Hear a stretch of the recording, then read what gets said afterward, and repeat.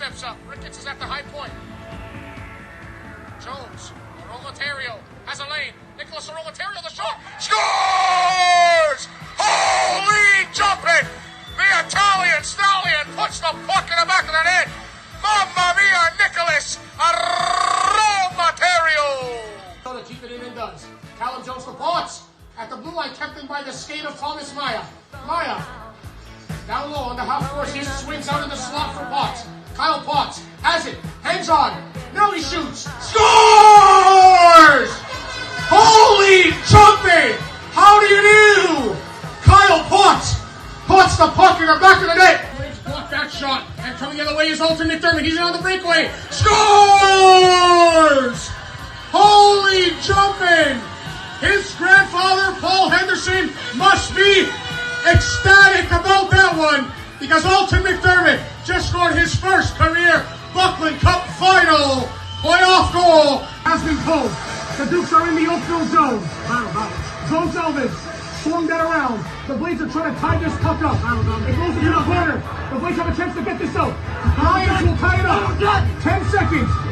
Gilmore has it at the point. It's in. Tips. Just wide. 7 seconds. It's back in the corner. Ewing's back in. 3, 2, 1. The Oakville Blades. Holy jumping. Blades win. Blades win. Blades win. The Oakville Blades are Buckland Cup champions. You're watching Mamma Mia! This is Fire Talk with Nicholas Fiore. Hello, everybody, and welcome back to episode number 11 of Mamma Mia. This is Fire Talk.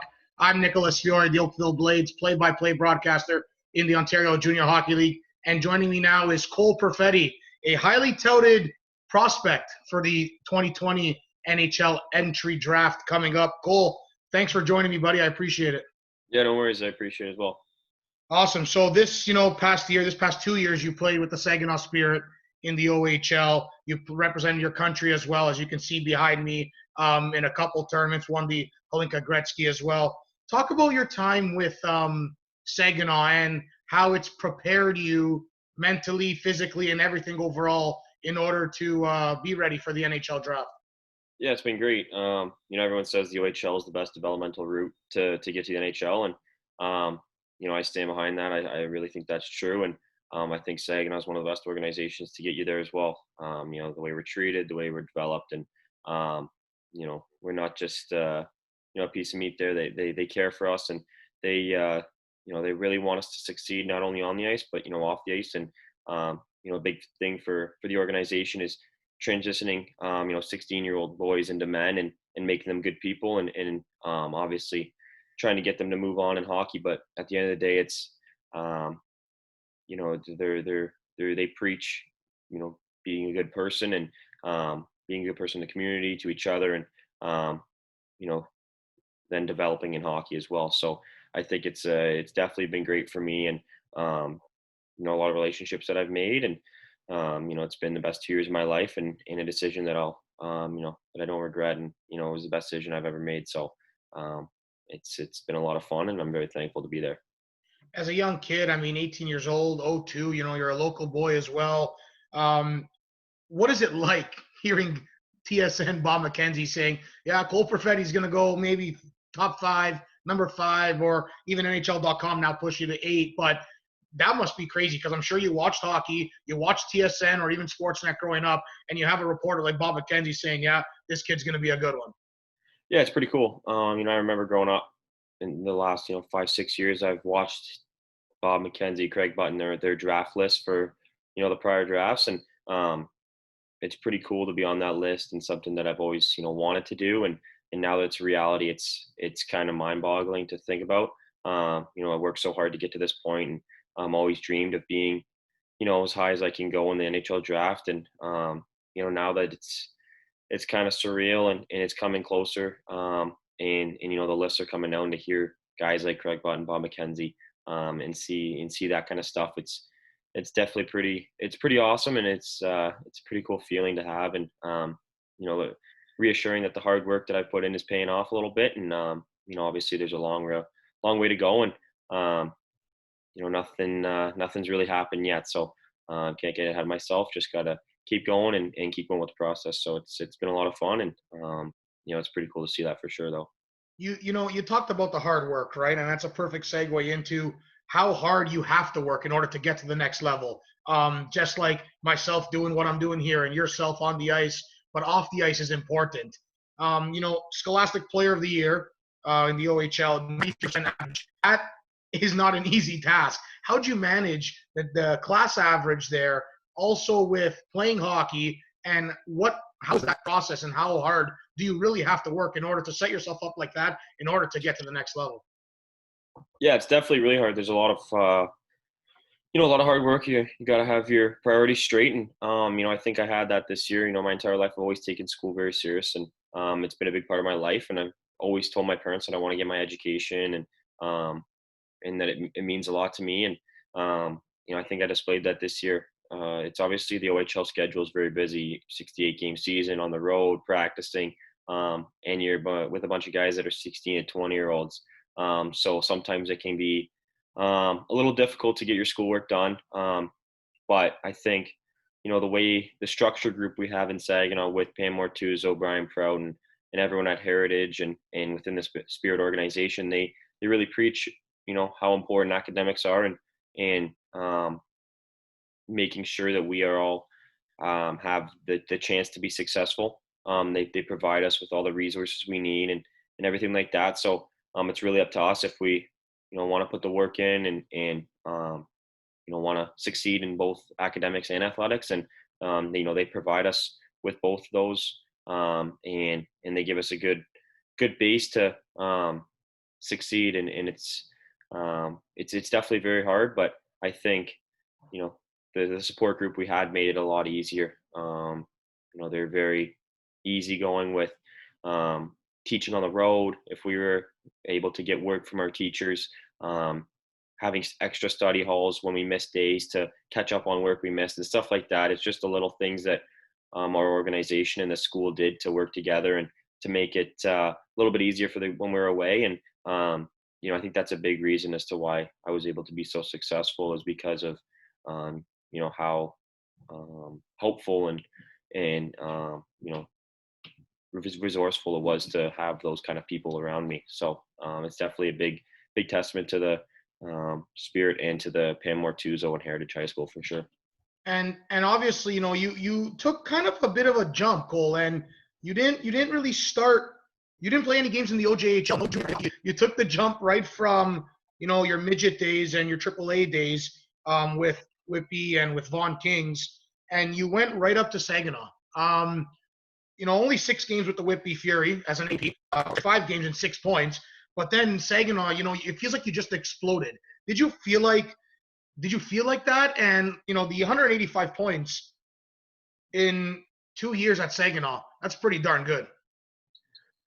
Yeah, it was definitely an adjustment. Sorry, coming in as a 16-year-old, being used to the minor midget games and that speed and that skill, coming up to the OHL and kind of hopping in right away. It was definitely a little bit of a wake-up call to see what the next level has to offer. And it was definitely very fast, very skilled, very strong and heavy, and it was more of a man's game. And I think it took a couple of weeks, if not months, to adjust to that. And once I made that adjustment, I think it was just smooth sailing. I was able to play with such a great team and get opportunity. A lot of kids don't get opportunity when they're a 16-year-old, and I was able to get opportunity right away, and I kind of just made the most of it whenever I could. And the rookie year went well, and we had a great team, and we had made a deep playoff run, and that was a lot of fun. And I think that just set me up perfectly for my second year, my draft year this year. And it definitely really helped the confidence I had going in from my rookie year. And I took it into the summer, into the Hlinka with me, and then I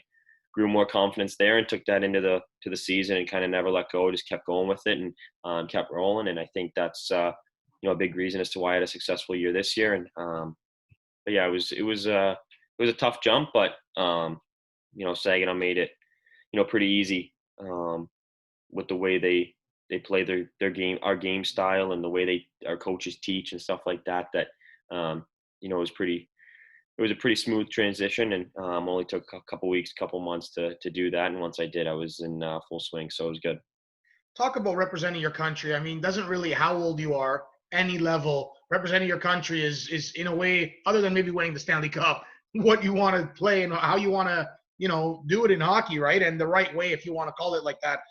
Canada White under 17, 9 points in 5 games in that tournament. You're an assistant captain as well there, so not just representing Canada, but had a letter on your chest as well. But then the Hlinka Gretzky, 12 points, 5 games. You exploded. Obviously, you see behind me right here one of the celebrations on one of your goals for sure.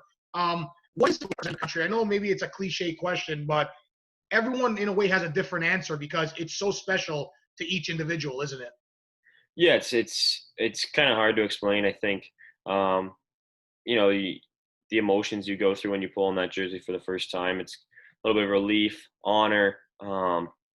It's just happiness, pure joy. I think it's, ever since I was, started watching hockey, I always watched the World Juniors and imagine and just dreamed of playing on the world stage in front of, the entire country. And, obviously the U17s and U18s aren't the World Juniors, but like you said, it's representing your country is no matter on what level, it's still an honor and something that's very cool. And, U17s was a great experience and first time I got to wear the jersey and kind of get used to what it was like to play international style and stuff like that. So that was a huge honor and lots of fun. And then, into the following summer playing for the Hlinka team. That was the first taste of best on best and, Canada's best team versus, everyone else's best team. So that was a true testament to, how good Canada is and how good the rest of the world is. And,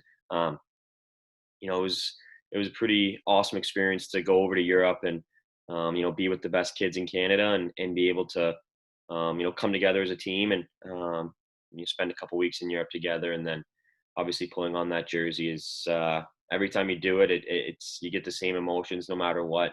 I think, if you wear it one time or if you wear it 100 times, you're going to feel the same way. And, that's just what that Canadian, crest means. And, the history of the Canadian jersey in hockey and what it means to represent your country. It's just, no one takes it for granted, and it's just truly something special for every individual player. Hey, and you touch upon World Juniors, right? And once you get drafted, you're eligible, right? You're that could be knocking on the door, and it'd be great to see you there. Can we get to see you in the World Juniors or what? How much hard work more you got to put in? I hope so. I hope so. It's definitely something that I've really wanted my entire life.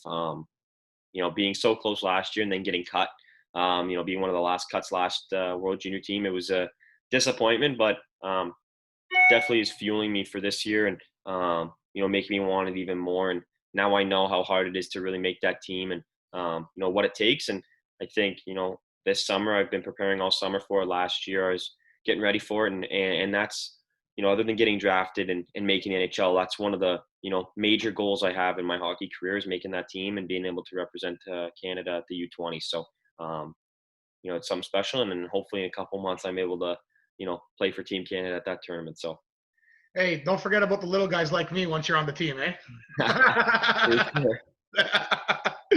Moving on, with being so young, right? As a 16-year-old, how was it moving away from your family? Obviously, you're from the GTA, right? I believe you're from Whitby, if I'm not mistaken. Yep. And that's a far Saginaw. It's not close. You're young. You're not a child, but you're basically a kid still. Let's be honest, right? At that age, how was it moving away, living with a billet family? How was the billet family? And just touch upon all of that. Yeah, it was the thought of it at the beginning was kind of hard moving away at 16, giving up on our home high school and being away from your family all the time. It was definitely a hard concept to get around, but once I was down in Saginaw, I got to see where I'd be living, met my billets, and kind of got a feel for it. It was pretty smooth transition, and I'm fortunate to say I got I feel like I have some of the best billets in the CHL. I get treated like not many kids, and I'm very fortunate and very grateful, and I don't take them for granted at all. They really took me in like their second family, and as soon as I went into their home, I felt comfortable right away, and I don't think a lot of kids get to feel that. And I think, as soon as I stepped in, got to hang out with my billet brother. He's a great kid, Coop, and my billet parents are great people. They do so much for me, and that made it really easy to move away.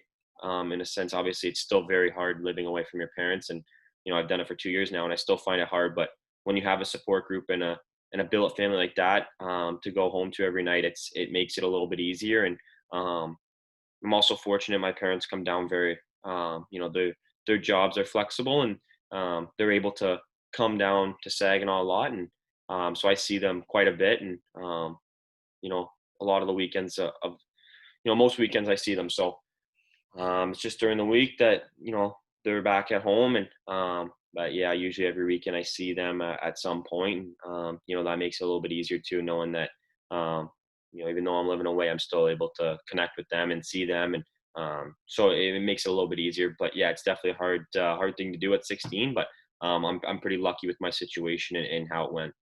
Well, as a fellow Italian in an Italian household, I'm sure your mom wasn't too thrilled, because when I went to Brooks, Alberta for the national tournament with the Oakville Blades, we were gone for 12 days, and my mom was like, "Oh man, this is going to be tough." I'm sure. How was she? I'm sure. Did she freak out, or was she okay? She's pretty good with it. She knows that obviously it's the big step in my hockey career, and that's what it's going to take to get me to the next level. So she knows. She's been around it. We've billeted Oshawa Generals in the past for like 8 years when I was younger. So she knows, she's been around, and she understands that it has to happen. Obviously, it's not her first choice. She wished that me and my sister could be living at home with her, but at the end of the day, that's just how it is. And at some point, you got to move out, and you got to mature and start becoming an adult. And I think that's what I've done so far in going to SAG. And yeah, it's definitely, I'd love to be at home too with my mom and dad. And but at the end of the day, I just want to do what's best for my hockey career, and in the OHL and being in SAG, is that for me. It sounds like so far, Cole, that you're a team guy. You want to win. I know a lot of hockey players, no matter what level, they want to win, but some do look at the personal accolades. And I mean, for yourself, 2 years ago, OHL first all rookie team, OHL most goals by a rookie at 37, OHL most points by a rookie at 74, and then last year, Scholastic Player of the Year, CHL and OHL, second in points, second all-star team in the OHL. How humble are you to receive all of these personal accolades, and then mentally saying, okay, maybe my hard work is paying off, and now I got to just transition that into the higher level? Yeah, I think to be a part of some of those awards, it's pretty awesome, and it's pretty exciting to be a part of them. There's a lot of great names that have come before me that have been in the same position and won those awards and been on the same all-star teams, stuff like that. But so it's definitely pretty cool to be on them. I think it is a little bit of a recognition to how hard I've worked, and but at the same time, you got to kind of push that away. Those don't mean too much. Personal success is it's nice, and but at the end of the day, there's nothing like winning a championship. So, I haven't done that in SAG yet. So I think it's still, I haven't accomplished everything, and there's still lots that I want to do. And winning the Memorial Cup, the OHL, is at the top of that list. So, once that is accomplished, I think I'll be happy. But all these individual awards and stuff like that, it's definitely nice to be a part of. But I'm just trying to keep, stay level-headed, and not get too high, not get too low. Just keep going on how I've been going my entire life, and the last 2 years, just keep going strong, and keep with the process. So I think that's what I'm going to do all summer, and I've been doing that so far. So I think it's definitely nice to be a part of those awards. But at the end of the day, team success is much more important to me, and winning a championship is the end goal for me.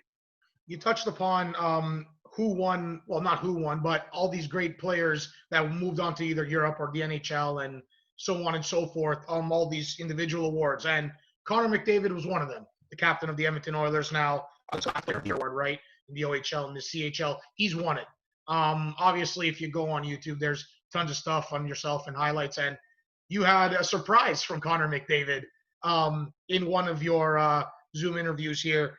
How special was that? I don't think and I hope it truly was a surprise because it sure looked like it. But how crazy was that? Just Connor McDavid coming on and talking to you and giving you advice. I mean, I could imagine if I had like a Joe Bonambi, I'd be thrilled, right? And having Connor McDavid, simply maybe one of the best players in the world in the game of hockey right now, that must have been something special. Yeah, it was pretty cool. It was a fun surprise and wasn't expecting that at all. I think my face and my reaction kind of said it all, that I was just in shock. It's definitely, to share an award, I mean, to win an award that he's won in the past, it's it's a pretty big honor, and I'm grateful for that. But yeah, it's definitely pretty cool to be on a phone call, be on share an award with someone that, like you said, he is one of the best, if not the best hockey player in the entire planet right now. So, it definitely means something, and it's, I don't take that for granted that that I was able to, have that chat and, have that surprise and win the same award. So it was definitely something special, and I won't forget that for sure. Now we're going to let's see if this works out perfectly. Do you model your game after Connor McDavid, or who do you model your game after? Yeah, I don't model after him. We play a different style. Obviously, that's what I thought. So fast and stuff like that. I try to model my game after Mitch Marner.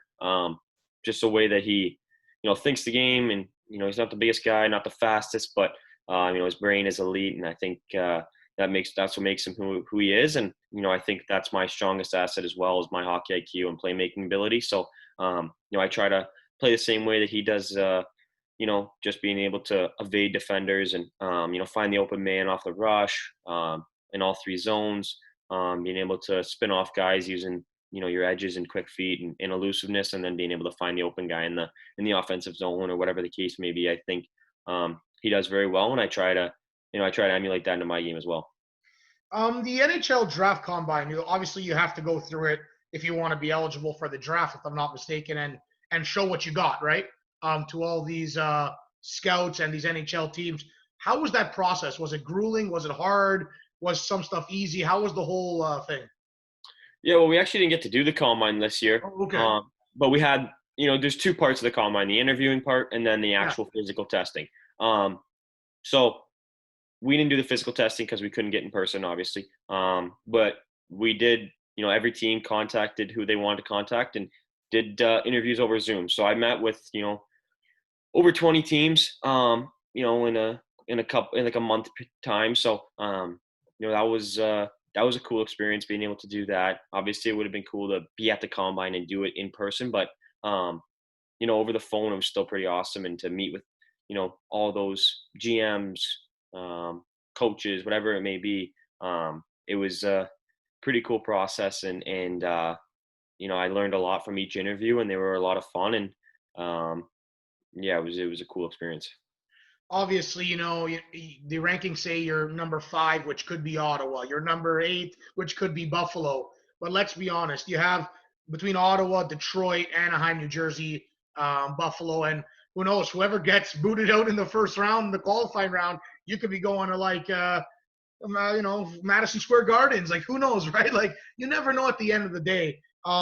How amazing, we touched upon it a bit at the beginning of the interview, but how amazing is it to, finally get your name called? It's going to happen sooner rather than later. Do you have any previous or preliminary thoughts on, wow, this could be the best moment of my life? Could it be? Yeah, I'm really excited for it. It's going to be ridiculous. No matter where I go, whatever the case may be, it's going to be online, obviously, I think, with everything that's going on. So it's going to be a little bit different than how I dreamt of my entire life. But it's definitely going to be awesome. And, wherever I go, I'm just excited and I can't wait. Hockey IQ is important to have. You have a lot of players, including Connor McDavid, who we touched upon, who his hockey IQ is out of this world. I've spoken to one of your assistant coaches in Saginaw, Garrett Rutledge, and a few other people that I know you as well, and they say your hockey IQ is absolutely second to none. How important is it to have a hockey IQ? Not just a good player, but I believe that IQ is seeing everything on the ice and basically before it almost even happens. Do you take that for granted? And how lucky do you think you are to have that hockey IQ? Yeah, I think it's it's something very important in hockey. You see the way it's going now. You got to be very smart, and you got to be able to think the game to play at the next level. And um, I'm pretty fortunate to, I think that's you can always improve everything, whether that's your skating, your shot, your brain, whatever the case may be. But I think some people are just born with certain things. I think obviously you see Connor McDavid, he's born fast. Obviously he worked on his skating, but he's just naturally faster than other people on the ice, and he was born with that. And I think the one thing that I was born with was my hockey IQ, and I think I've done a lot to improve that. And off the ice, on the ice, I've done a lot to make my brain stronger and be able to think faster, stuff like that. But I think some kids are just everyone's born with something that they're excel at in the game, and I think that's the one thing that I was I'm you know I have that I'm pretty fortunate to have. So I'm pretty grateful for that. The a couple more questions here, Cole. The battling with the hockey schedule and the school schedule. It must be absolutely hectic. You got to go to class, then you got to go to practice, or you got to go to practice in the morning, then class, and then you got a game. Does school work with your OHL schedule, or how does that work? And how hard was it for you, if it was hard, in battling those two schedules? It was a little difficult, but for the most part, it's pretty easy. I mean, in Saginaw, they do a pretty good job. We go to school from 8:30 to 12, and then head to the rink for 12:45 and practice till from 1 till 4, whatever the case may be. Be at the rink for a couple hours in the afternoon, and then go home, get your homework done if you have any. If not, hang out with the guys, hang out with the billets, whatever it is. It's not too bad.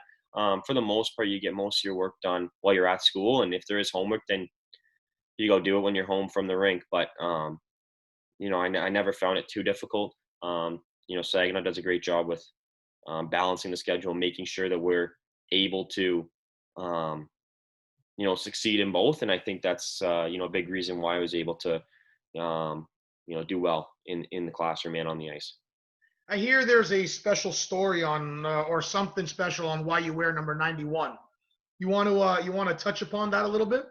Yeah, I don't know how special it actually is, but when I was younger, big Oshawa Generals fan because of we billeted and we had a couple guys living in the house, and we used to go to every game, and that's when John Tavares played for them, and he was an absolute superstar, just putting on a show every night, and he wore number 91 for the Gens, and that's exactly who I wanted to be. So the first time I was able to pick my number, I immediately thought 91 and how good he was with the Oshawa Generals, and kind of stuck with it, and just never looked back. Been 91 ever since I was like 6 years old. So There you go. yeah, Well, you're number 21 for Canada. Did you get to choose that, or they gave that to you? they just gave that to me, but I think I really fell in love with that number. I never even thought of wearing 21, but I really ended up liking it, and told my parents, told my dad, if 91 was ever taken in the future in hockey, that 21 would be my next number. So pretty good number. There you go. You're ready to go. And obviously, it was a great number because you did absolutely brilliant in that tournament. Thank you. Listen, Cole, honestly, I appreciate it very much. Not a lot of guys, want to give myself a chance, even though you're younger than me, but you're going to the next level very, very soon.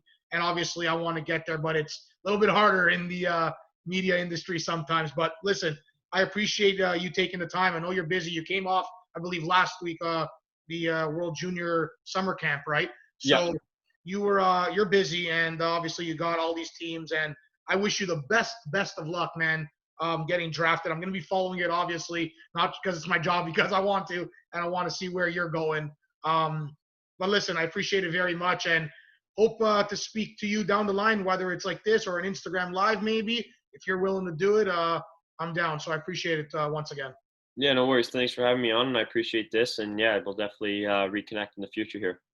Absolutely, everyone. This is Cole Perfetti, Saginaw Spirit OHL man, and highly touted, ranked number 5 to 8 in the NHL 2020 entry draft that is coming up after the end of this 2019-2020 COVID-19 delayed NHL season. Once again, Cole, I appreciate it. This was episode number 11 of Mamma Mia. This is Fire Talk. Stay tuned for episode 12, 13, and Instagram Lives almost every Thursday at 8 p.m. I'm Nicholas Fiore, the broadcast voice of the Oakville Blades. Stay safe, everybody. Conquer COVID. Stay the puck home. That's Cole Perfetti as well. I appreciate it, and we'll see you soon. Now Davis takes it and looks to come the other way. Davis is in, trying to drive, and he will look to go across. Good play to Davis, though, to get it right back to him. He goes down low to Israels. Centering, it's there! Score! Stevie! Steven Whittle scores his first OHL playoff goal for the Oakville Blades. This game is opening up in a big way for both teams. Ricketts centering, what a pass, Israel's breakaway, the move, scores! What a goal for the Alaska Fairbanks commit, the assistant captain, Harrison Israels, with an absolute dandy. Down low to Lyons, Jack Lyons centering, scores! The double jacks combine as that puck popped up like a jack in a box, and it's Jack Ricketts from Jack Lyons. 6-1 on the 40th shot of the game. It's all Oakville. Colette Smith hits it in. A chance here can develop, but the Blades will look to take it. And Ricketts finds Israels. Breakaway, Israels. A chance, backhand. Rebound. Scores! And the Oakville Blades win it here in Toronto.